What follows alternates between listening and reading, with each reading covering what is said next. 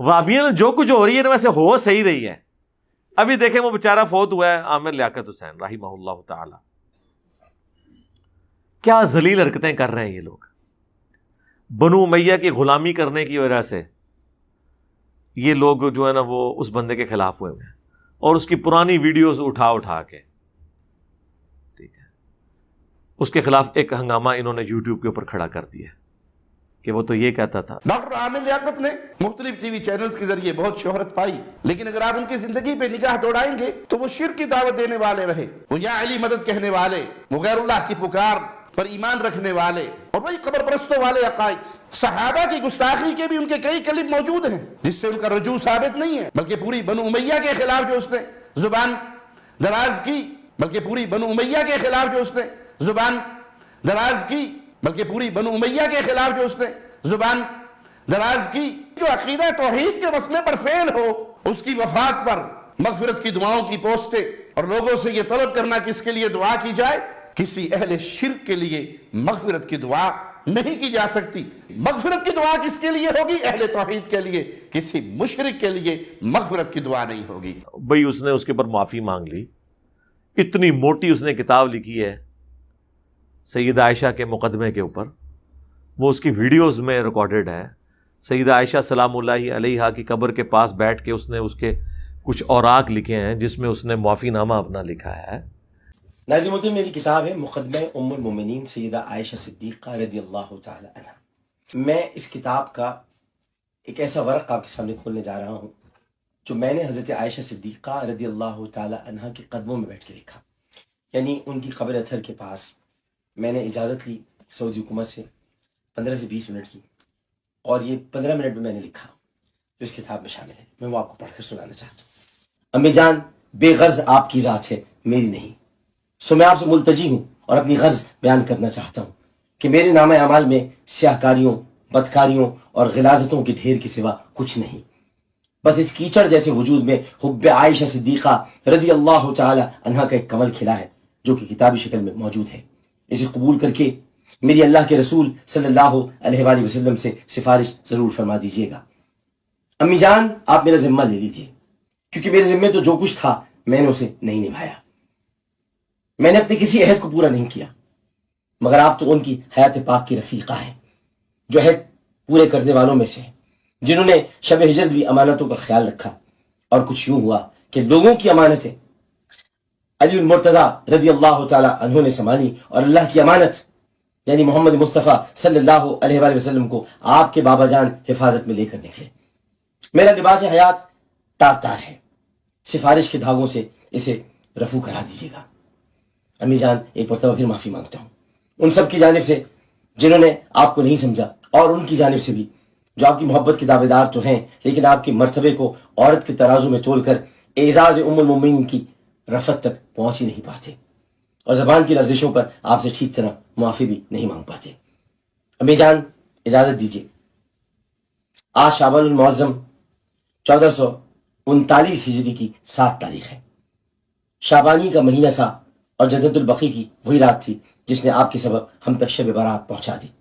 اور کیوں نہ پہنچتی کہ جو آیات برات کا تاج پہنے ہو اسی کو شب برات کی خبر دینا زیب دیتا ہے.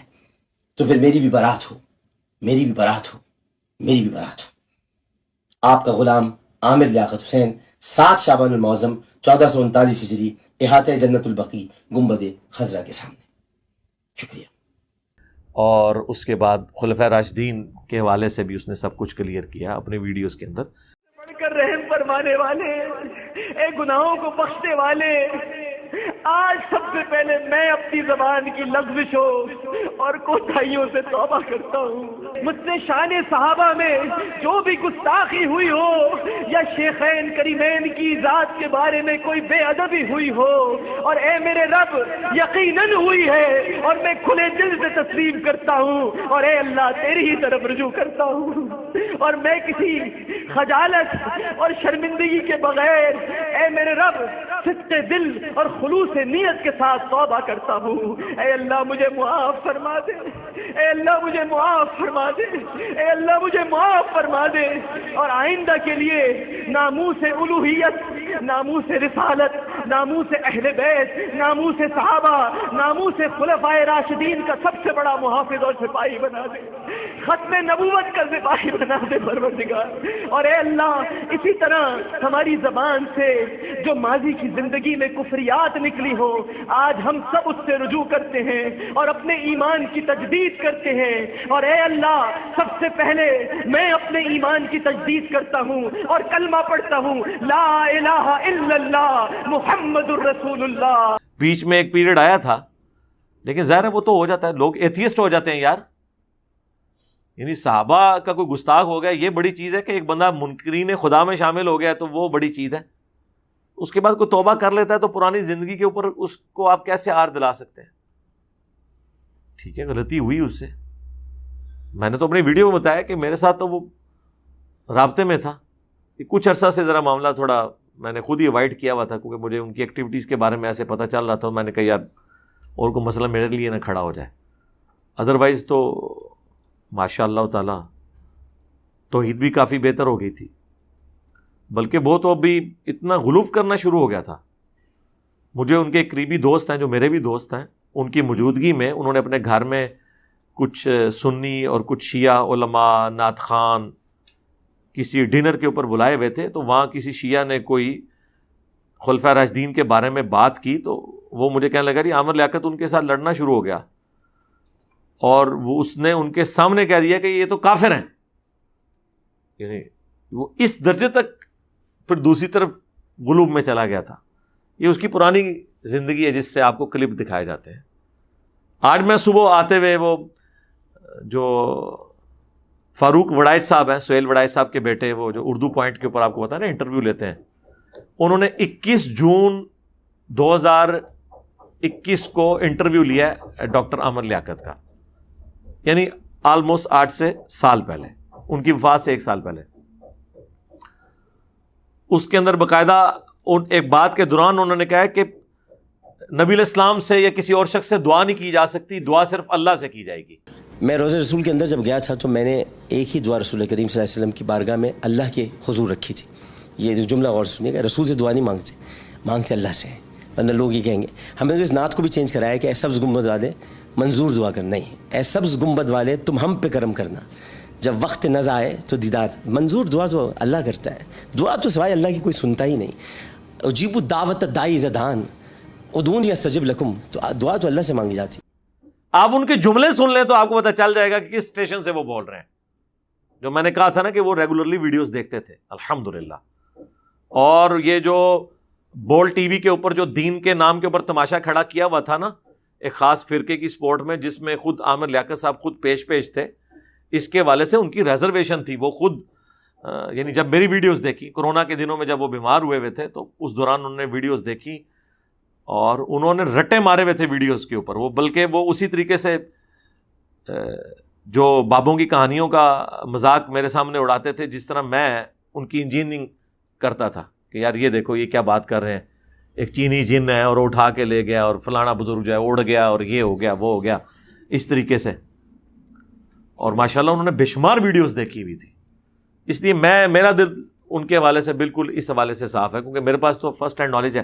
دوسرا جو لوگ ان کے خلاف کر رہے ہیں ان کو کہیں کہ آپ کے پاس کون سی ایسی چیز ہے، جب ایک بندہ توبہ کر لیتا ہے پھر تو پچھلی ساری چیزیں جو ہیں وہ زیرو سے ملٹیپلائی ہو گئی، تو بات ہی بالکل غلط ہے۔ حضرت عمر بن عاص کی وہ جو لمبی حدیث ہے 321 نمبر صحیح مسلم میں شروع میں ہی انٹرنیشنل نمبر کے مطابق، جس میں وہ اینڈ پہ اپنے موت کے وقت اپنے بیٹے سے گفتگو کرتے ہیں، پھر وہ بتاتے ہیں میری زندگی میں 3 اوقات آئے اور اس میں جو حضرت علی سے انہوں نے جنگیں کی اس کے بارے میں ان کو اینڈ پہ دکھ تھا۔ اس کے آپ شروع میں دیکھیں وہ کہتے ہیں جب میں مسلمان ہونے گیا پہلی دفعہ نبی علیہ السلام کی خدمت میں، تو نبی علیہ السلام نے جب دایاں ہاتھ آگے بڑھایا ملانے کے لیے تو میں نے اپنا ہاتھ پیچھے کھینچ لیا، تو حضور نے کہا یہ کیا ہے؟ تو میں نے عرض کی کہ اللہ کے نبی مجھے آپ گارنٹی دیں کہ میرے پچھلے سارے گناہ معاف، اس توبہ کرنے سے پہلے جو میں نے اسلام کے خلاف سازشیں کی تھی۔ تو نبی علیہ السلام نے فرمایا کہ کیا عمر تجھے نہیں پتا کہ حج جو ہے وہ سابقہ کے سارے گناہوں کو معاف کر دیتا ہے، ہجرت سابقہ کے سارے گناہوں کو معاف کر دیتی ہے، اور ایمان لانا سابقہ کے سارے گناہوں کو معاف کر دیتا ہے۔ تو پھر میں نے بیعت کی اور کہتے ہیں اس وقت میں مر جاتا تو سیدھا جنت میں جاتا، لیکن اس کے بعد پھر میرے پہ ایک ایسا وقت آیا، پھر وہ دردناک چیز ہے، میں اور طرف چل پڑوں گا، پھر آپ کہیں گے بنو امیہ بیچ میں کہاں سے آ گئے؟ بنو امیہ کے بغیر تو بخاری مسلم نہیں مکمل ہوتی بھائی، قرآن نہیں مکمل ہوتا جب تک کہ ہم ان ایشوز کو ڈسکس نہ کریں۔ ڈاکٹر عامر لیاقت صاحب کے والے سے آپ کو پتا ہے میرا کلپ بھی آ گیا تھا اسی رات، چونکہ لائیو سیشن میں مجھ سے سوال ہوا تھا، تو وہ پھر مجھے اسی دن ان کی ڈیتھ ہوئی ہوئی تھی، میں بھی ذرا ایک غم کی کیفیت میں تھا، ظاہر ایک تعلق تو ہے تھا، تو میں نے اس میں فی البدی کچھ گفتگو کی تھی، وہ آپ دیکھ سکتے ہیں، ماشاء اللہ تعالیٰ لوگوں نے اپریشیٹ کی ہے۔ وہ میرے دل کی آواز تھی، جو پازیٹیو چیز تھی میں نے ہائی لائٹ کی، جو نیگیٹو چیز ہے اس کو میں نے کنڈیم کیا۔ ہم نے کیوں کسی کی غلط چیز کو آن کرنا ہے، اور کیوں اتنا تنگ نظر ہونا ہے کہ کسی کی اچھائی کے لیے ہم دو بول بھی نہ بول سکیں؟ ایسا نہیں ہے۔ میں نے ان کی اچھائی کی کہ وہ پاکستان میں پہلی دفعہ یہ ہوا تھا، عالم آن لائن جو جیو کا پروگرام 2003-04 میں شروع ہوا، یہ پہلی کوشش تھی کہ پبلکلی مختلف مکاتب فکر کے علماء کو ایک پلیٹ فارم پہ اکٹھا کر کے ایک سوال ان کے سامنے رکھا جائے اور سب سے 1 to 1 جوابات لیے جائیں۔ اور آپ کو اس پروگرام کی وجہ سے یہ پتہ چل گیا کہ 90% مسائل ایک جیسے تھے۔ ویسے عوام الناس یہ سمجھتی تھی کہ سنی شیعہ میں 90% جو ہے اختلافات ہیں، لیکن آپ دیکھیں وہ جب مسئلہ پوچھتے تھے لگتا تھا دونوں ایک طرح سے بات کر رہے ہیں، الفاظ کا چناؤ مختلف ہوتا تھا، اینڈ رزلٹ ایک ہوتا تھا۔ تو آپ دیکھیں کہ پچھلی صدی میں آخری 2 دہائیوں کے اندر جو یہ رشیا افغان وار ہوئی، اس کی وجہ سے جو ہمارے ملک کے اندر ایک اس زمانے میں ایک امپورٹنٹ چیز آ گئی کہ اینٹی شیعہ ایلیمنٹ، کیونکہ تازہ تازہ انقلاب بھی ایران میں آیا ہوا تھا، تو عرب ملکوں نے یہاں پہ پراکسی وار لانچ کر دی کہ کہیں وہ انقلاب امپورٹ ہو کے پاکستان میں بھی نہ آ جائے، اور یہاں پہ عرب ملکوں نے بڑا پیسہ لگایا اس کے لیے، پھر افغانی ہمارے بھائی بھی استعمال ہوئے، پھر یہاں پہ ایک خاص فرقہ جو ہے دیوبند کا، اس زمانے میں وہ استعمال ہوا نان اسٹیٹ ایکٹر کے طور کے اوپر، اور تکفیری سوچ، حتیٰ کہ آپ کو پتہ ہے مساجد کے اندر بھی شیعہ کافر لکھا گیا، حالانکہ ان سے پوچھیں یہ شیعہ اور کافر یہ دونوں الفاظ قرآن کے اندر آئے ہوئے ہیں۔ آپ ٹوائلٹ میں شیطان لفظ بھی نہ لکھیں، اس کے بھی جو حروف تہجی ہیں وہ قرآن کے ہیں، کو اللہ سے ڈر جائیں۔ اور پھر نعرہ بازی، آپ کو پتہ ہے اس ماحول کے اندر کس طرح مسجدوں میں، امام بارگاہوں میں حملوں کا سلسلہ شروع ہوا، اس پورے سینیریو میں دیکھیں۔ اور پھر اس زمانے میں پی ٹی وی بھی یہ کوشش نہیں کر سکا تھا، یہ جب پرائیویٹ چینلز لانچ ہوئے، یہ پرویز مشرف صاحب کی ہزاروں غلطیاں اپنی جگہ پہ، لیکن یہ جو ان کو کریڈٹ جاتا ہے کہ انہوں نے پرائیویٹ چینلز کو اجازت دی، اگرچہ اس کے سب سے بڑے افیکٹو وہ خود بنے، ان کی حکومت گری اس وجہ سے تھی کہ اس وقت اتنے پرائیویٹ چینلز تھے، اور وکلاء کی تحریک جو ہے وہ اس میں بوسٹ ہوا، ریئل ٹائم وہ پوری آپ کو پتہ ہے موومنٹ جو تھی اس کی ٹی وی پہ خبریں چل رہی ہوتی تھی۔ لیکن یہ جو پروگرام تھا اس نے تمام مکاتب فکر کو ایک جگہ بٹھایا، اور اس کے بعد ٹرینڈ سیٹ ہوا، معاملات آگے چل پڑے۔ رمضان کی نشریات کبھی کسی نے شوق سے اس طرح دیکھی نہیں تھی، انہوں نے شروع کی، لیکن بعد میں وہ جو بےہودگی والا ایلیمنٹ جو آ گیا، چاہے انہوں نے کیا یا فہد مصطفیٰ نے یا باقی لوگ جو کرتے رہے، وہ ایک الگ چیز ہے۔ میں بتا رہا ہوں کہ ٹرینڈ سیٹر وہ بنے، تو یہ ان کو کریڈٹ جاتا ہے کہ انہوں نے کام۔ باقی ظاہر ہے کہ زندگی ایک جیسی نہیں رہتی، انسان کی زندگی میں بعض اوقات ایسے لمحات آ جاتے ہیں، غم کی وجہ سے کوئی ایسی کیفیت ہو جاتی ہے، ہو سکتا ہے آپ کی ذہنی کیفیت بھی ایسی نہ ہو اور آپ اس قسم کی حرکتیں کریں جو وہ آخر میں ٹی وی چینل کے اوپر کرنا شروع ہو گئے، کبھی ناگن ڈانس شروع کر دیا، کبھی کوئی اور معاملات، ولگر قسم کے مذاق۔ ان چیزوں سے باقی لوگوں کو بھی عبرت حاصل کرنی چاہیے، اور صرف یہ ان کے ساتھ نہیں ہو رہا، میں نام لیے بغیر کہتا ہوں کہ آپ کے ملک میں کئی علماء ایسے ہیں جن کی بڑی عزت تھی، اور اپنی زندگی میں انہوں نے کتنا عروج دیکھا ہے، اور ابھی مرنے سے پہلے آپ دیکھ رہے ہیں کہ لوگ ان کے بارے میں کیا کیا باتیں کر رہے ہیں۔ اسی لیے ہم شروع سے کہتے ہیں کہ 3 فتنوں سے بچ کے رہنا ہے: عورت، شہرت اور دولت۔ جو یہ بچ گیا وہ بچ گیا. اس کے اوپر میری الگ سے ویڈیوز ریکارڈڈ ہے. اور انہی 3 میں کوئی نہ کوئی بندہ گرفتار ہو جاتا ہے. تو عامر لیاقت صاحب کے ساتھ جو کچھ ایشو ہوا، اہل حدیث کی کوئی اوقات ہی نہیں تھی سب کانٹیننٹ میں. یہ تھوڑی نیکی تھی عامر لیاقت حسین صاحب کی رحمہ اللہ تعالیٰ کہ اس نے لا کے اہل حدیث کے مولویوں کو بریلوی، دیوبندی اور شیعہ کے ساتھ سٹیج پہ بٹھایا جو آٹے میں نمک بھی نہیں ہے. یعنی یہ فرقہ ہے ہی نہیں سمجھ لیں دنیا میں اپنی تعداد کے اعتبار سے دیکھا جائے. کیا یہ اس قابل ہے کہ جن کی تعداد کروڑوں کے اندر ہے ان کے ساتھ لا کے ان کے عالم کو پیرلل میں بٹھایا جائے؟ یہ تو اسی طریقے سے ہے کہ بھوٹان والے آج ٹیم بنائے اور وہ آسٹریلیا والوں کو رابطہ کریں کہ جی ہم نے آپ کے ساتھ جو ہے نا ورلڈ کپ میں کھیلنا ہے. اس طرح تو نہیں ہوتا. فٹ بال میں بھی آپ کو پتا ہے کوالیفائنگ میچز ہوتے ہیں، اس کے بعد چند ٹیمیں سلیکٹ ہوتی ہیں جو ورلڈ کپ کھیلتی ہیں، ڈائریکٹ نہیں جا سکتی. تو یہ اہل حدیث تو کوالیفائی نہیں کرتے تھے، لیکن اس نے دیکھیں عزت دی، ان کو بٹھایا، بڑے اچھے طریقے سے ڈیل کیا. بعض اوقات تھوڑا بہت غلوب بھی ہوا، ظاہر ہے اس کی وجہ یہ تھی کہ وہ تھوڑی بریلویت کی طرف مائل تھے. وہ میں نے آپ کو بتایا بعد میں وقت کے ساتھ ان کو احساس ہو گیا کہ یہ ساری کہانیاں کراتے ہیں. ٹھیک ہے، تو وہ ایک الگ چیز. مجھے تو ریزرویشن ہے کہ جنید جمشید صاحب کے ساتھ بھی جو کچھ کیا انہوں نے غلط تھا.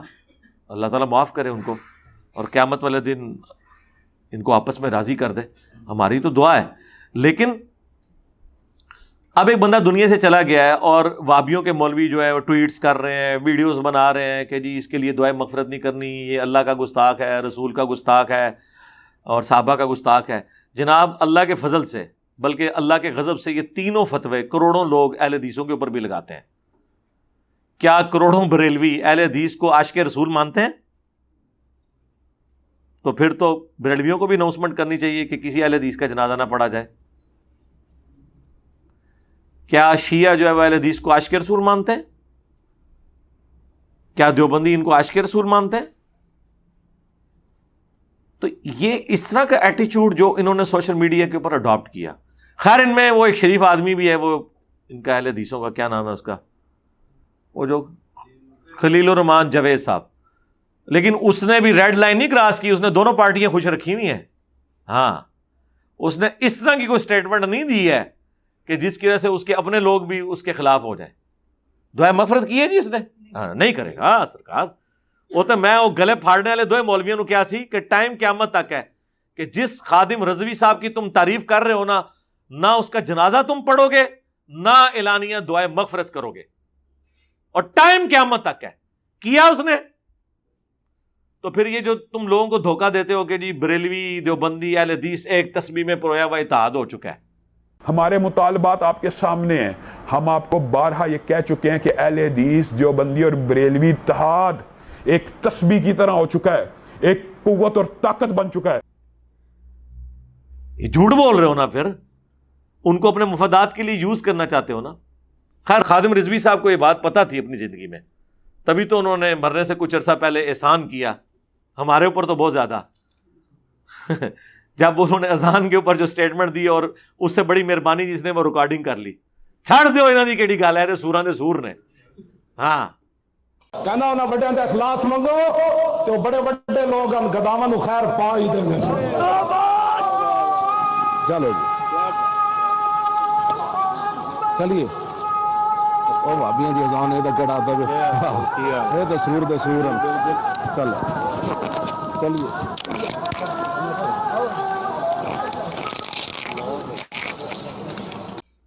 یعنی جس طرح سور پلید ہے نا، سور یعنی خنزیر پلید ہے جانوروں میں، تو سوروں کے اندر سب سے بڑا اگر سور کوئی ہو سکتا ہے تو یہ وابی ہے. اور وابی انہوں نے دیوبند اور اہل حدیث کو کامن کہا، کیونکہ مسجد وہ دیوبندیوں کے پاس ہے، بادشاہی مسجد، جس کی اذان کی آواز وہاں پہ آ رہی تھی. اور تو کوئی نہیں، اتنی بڑی بات نہیں ہے. اعلیٰ حضرت نے تو اس سے بڑی بات ارشاد فرمائی ہے احکام شریعت میں کہ دیوبندی، وہابی، اہل حدیث، شیعہ اور قادیانی کافروں کو بھی ساتھ ذکر کر کے کہا کہ یہ 1,00,000 دفعہ بھی اللہ کا نام لیں تو ذبیحہ حرام اور مردار ہی رہے گا. اور یہ سب کے سب مرتد ہیں، یعنی اسلام چھوڑ گئے. یعنی کیا؟ واجب القتل. البتہ یہود و نصارہ کا ذبیحہ حلال ہے. اس کا مطلب ہے کہ اعلی حضرت کے نزدیک دیوبندی، اہل حدیث اور شیعہ یہود و نصارہ سے بھی بدتر ہیں. ہوں اپنی فکر کرو، جڑے کہتے نہیں جی آپ نے کہہ دیا جی قادیانی یہود و نصارہ سے بہتر ہے. وہ میں نے کس کانٹیکسٹ میں بات کی تھی کہ انہیں دعوت دینا آسان ہے کہ وہ قرآن کو، بخاری مسلم کو مانتے ہیں. جی مانتے ہوتے تو ختم نبوت مانتے. سرکار آپ بھی مانتے ہوتے تو یا شیخ عبد القادر جیلانی مدد کہہ رہے ہوتے، ایاک نعبد و ایاک نستعین کو آپ مان رہے ہوتے. پھر وہ ٹاپک اور طرف چل پڑے گا. یعنی ان پرنسپل کتابوں کو مانتے ہیں تو اب ان کو آپ دعوت دیں تاکہ ان کی نسل اسلام میں واپس آ جائے. یہ میں نے اس کانٹیکسٹ میں بات کی تھی. بل آپ اپنی فکر کرو کہ اعلی حضرت مجدد دین و ملت کروڑوں بریلویوں کے امام نے اہل حدیث کو، شیعہ کو اور دیوبندیوں کو یہود و نصارہ سے بدتر اور واجب القتل قرار دیا ہے اور ان کے ذبیحے کو حرام قرار دیا ہے. اب نکاح طلاق تو آپ چھوڑ ہی دیں کہ آپس میں نکاح ہو سکتا ہے کہ نہیں، وہ تو گل ہی ختم. اور حسام الحرمین میں انہوں نے دیوبندیوں کو جو ہے وہ ان کی عبارتوں پہ فتویٰ لگا کے پوری دیوبندیت کی جماعت کو انہوں نے کہا یہ مرتد ہے اور اجماع ہے. اور اس کے جواب میں جب المحند علی المفند لکھی دیوبندیوں نے، انہوں نے کہا کہ احمد صاحب بریلوی ان کی جماعت شیطانی لشکر ہے. اور اس میں صرف انہوں نے بریلویوں کو نہیں، اہل حدیثوں کو بھی خوارج کی جماعت کہہ دیا، اسلام سے ہی نکال دیا. تو یہ تو ان کا حال ہے. تو یہ آپس میں اسی طریقے سے ہیں. یہ کبھی نہیں ایک دوسرے کے لیے دعائیں مغفرت کرتے، نہ ایک دوسرے کے جنازے پڑھنے کے قائل ہیں. یہ سب ہی ایسے ہیں. ان کی باتوں کے اوپر توجہ نہ دیا کریں، ان کو سیریس نہ لیا کریں. ان کی کوئی اوقات نہیں ہے. اب تو وہ دور ہے کہ ان کی مٹی پلید ہی ہوگی انشاءاللہ تعالی وقت کے ساتھ. اب دیکھیں کو تھوڑی سی عزت عامر لیاقت حسین صاحب نے ٹی وی پہ ان کو ویٹیج دے کے بنائی بھی تھی نا، وہ بھی ان کی عزت رول گئی اس طرح کی حرکتیں کر کے. یہ کرنا بنتا تھا جو کچھ انہوں نے یہ حرکت کی ہے. اس سے فائدہ کیا انہوں نے حاصل کیا، کسے خوش کیا ہے انہوں نے؟ اور پھر کو تھوڑی بہت کوئی عزت رہ گئی تھی نا ان کی توحید کی، وہ محمد بن سلمان حافظہ اللہ تعالی من الجنت والناس نے ان کی توحید کی بھی اور ان کے قرآن و سنت کو فالو کرنے کا جو ایک انہوں نے لبادہ اڑا ہوا تھا نا، اس میک اپ کو کیسا دھویا ہے کہ یہاں پہ درباروں کے اوپر ناچنے کے اوپر اور گانوں کے اوپر یہ بات کیا کرتے تھے. جنہوں نے اللہ کی سرزمین، اللہ کے دربار میں یہ کام کروایا، ان کے بارے میں ایک جملہ بولنے کے لیے تیار نہیں ہوتے. وہاں ان کو حکمرانوں کی اطاعت یاد آ گئی ہے. اور اسی محمد بن سلمان نے سٹیٹمنٹ دی تھی کہ ہم نے وہابیزم جو پھیلایا ہے یہ تو اپنے بڑوں کے کہنے پر، یعنی یہود و نصارہ کے کہنے کے اوپر پھیلایا ہے. تو وہ تو انہوں نے محمد الوہاب صاحب ان کی پوری تحریک کا جنازہ نکال دیا. حالانکہ محمد الوہاب صاحب نے ایسا نہیں کیا تھا. وہ پورے ایک مصلح تھے، مخلص تھے دین کے ساتھ، ان کے اخلاص میں کوئی شک نہیں ہے. اور یہ تو اپنے اس بابے سے جس کو یہ آن کر کے جس کی وجہ سے انہیں وہابی کہا جاتا ہے، اللہ کی وجہ سے نہیں کہا جاتا، ایک کسی پلے کھینچ نہ رہنا. محمد بن عبد الوہاب صاحب کی وجہ سے وہابی کہتے ہیں. اور وہابی کا لفظ باقاعدہ المحند میں بھی استعمال ہوا ہے. تو یہ تو اس کا نہیں دفاع کر سکے محمد الوہاب صاحب کا، باقیوں کا کیا انہوں نے دفاع کرنا تھا. تو ہر طرف سے اپنے لیے مصیبت کھڑی کر رہے ہیں. تو بڑا میں سمجھتا ہوں کہ مشکل سے سپیس ان کے لیے کریٹ ہوئی تھی. ہمارے اس پلیٹ فارم کی برکت سے لوگوں نے رفع الیدین کی وجہ سے اہل حدیث کو تھوڑی بہت عزت دینی شروع کی، سیریس لیا کہ یار یہ بھی کوئی مطلب سنت طریقہ ہے. ابھی تک تو لوگ مکھیاں مارنا اور یہی کہتے تھے. بڑی مشکل سے کوئی 4 بندوں میں عزت بنی تھی، اور یہ پھر اس طرح کی تکفیری سوچ کی وجہ سے وہ اس کو خود بخود ختم کر دیتے ہیں. اور جو لوگ اپنے اس وہابی فرقے یا اہل حدیثوں کے علماء کے خلاف بھی جو ان کے علماء بول رہے ہیں نا، وہ بھی بڑی ہوشیاری اور چلاکی کے ساتھ بول رہے ہیں. دعائے مغفرت ان میں سے کوئی بھی نہیں کر رہا. ہاں جی، نہ خلیل الرحمان جاوید صاحب کر رہے ہیں اور نہ عمر صدیق صاحب کر رہے ہیں. وہ بڑی پولیٹیکل سٹیٹمنٹس دے رہے ہیں جس میں وہ سانپ بھی مار لیں اور لاٹھی بھی بچ جائے. لیکن وہ آپ سادہ لوگوں کو تو نہیں پتا چلے گا. آپ کہیں گے نہیں انہوں نے تو کہہ دیا ایسا نہیں کرنا چاہیے. اگے بھی ٹورو نا، دعا بھی کرنا، کہنا رحمہ اللہ. ٹھیک ہے، وہ اے تے وہ پارٹی ہے جڑی یزید نو رحمت اللہ علیہ کہندی ہے. ہاں وہاں نہیں یاد آتا کہ وہ صحابہ کا قاتل ہے, اہل بیت کا قاتل ہے. اس نے تو چند ایک باتیں کی, ان سے بھی رجوع کر لیا, اور ریٹن میں رجوع کیا, ویڈیو میں آ کے رجوع کیا, ویڈیو ریکارڈڈ موجود ہے, پھر بھی ان کا غصہ نہیں ٹھنڈا ہو رہا. اور میں اس کو آپ کو اس کی اصلی وجہ بتاتا ہوں. بیسیکلی جو بندہ بھی بنو امیہ کے خلاف بولتا ہے نا, اور اہل بیت کے دفاع میں, اہل حدیث کو وہ برا رکھتا ہے, کبھی اس کے اوپر توحید کا بلیم لگا دیں گے, کبھی گستاخ رسول کا, کبھی گستاخ صحابہ کا. اصل وٹ وچ کوئی اور ہوندا ہے, ہاں گل وچ کوئی اور ہوندی ہے. بنو امیہ کے ریالی حلال کر رہے ہوتے ہیں. یہ ہمیشہ انہوں نے تاریخ اسلام میں یہی کیا ہے. اس لیے میں کہتا ہوں کہ بنی اسرائیل کو بچڑے کی محبت پلا دی گئی تھی, جو اللہ نے فرمایا قرآن میں. وہابیوں کو بنو امیہ کی محبت پلا دی گئی ہے. اور بنو امیہ سے مراد میں انہی لوگوں کو لے رہا ہوں جنہوں نے اہل بیت کے ساتھ ظلم کیا ہے. نعوذ باللہ, اس سے مراد سیدنا عثمان غنی رضی اللہ تعالیٰ عنہ وعلیہ السلام, یا حضرت عمر ابن عبدالعزیز رضی اللہ تعالیٰ عنہ وعلیہ السلام ورحمہ اللہ تعالیٰ نہیں ہے. ان کو ہم آل فرعون میں موسیٰ مانتے ہیں. ہاں اب بنو ہاشم میں ابو لہب بھی ہے. تو اگر اس کی وجہ سے ہم ایسے ہاشمیوں کو کنڈیم کریں کہ جو اسلام دشمن تھے, تو اس کا یہ مطلب نہیں کہ نعوذ باللہ ہم نبی الاسلام کو کنڈیم کر رہے ہیں. لیکن بنو امیہ اوور آل چکے اسلام کے ساتھ اس نے دشمنی نبھائی ہے. اچھے لوگ بھی بیچ میں پیدا ہوئے ہیں, لیکن ڈومیننٹ دشمنی نبھائی ہے, اس لیے ہم ان کے پر بات کرتے ہیں. بنو عباس تو خود اہل البیت میں سے تھے, انہوں نے بنو ہاشم کے ساتھ اہل البیت کے ساتھ ظلم کیے ہیں. وہ بھی ان سے کم نہیں تھے, 2 ہاتھ آگے ہی نکلے. حکومت کی لالچ میں انہوں نے بھی اپنے اپنے ادوار کے اندر کیا, ان پہ بھی میری الگ سے ویڈیو ریکارڈ ہے.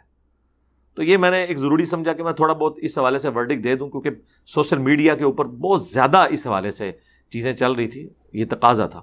صلو علی محمد وآل محمد, اللہم صلی علی محمد وعلی آل محمد واصحاب محمد وازواج محمد اجمعین الی یوم الدین, آمین.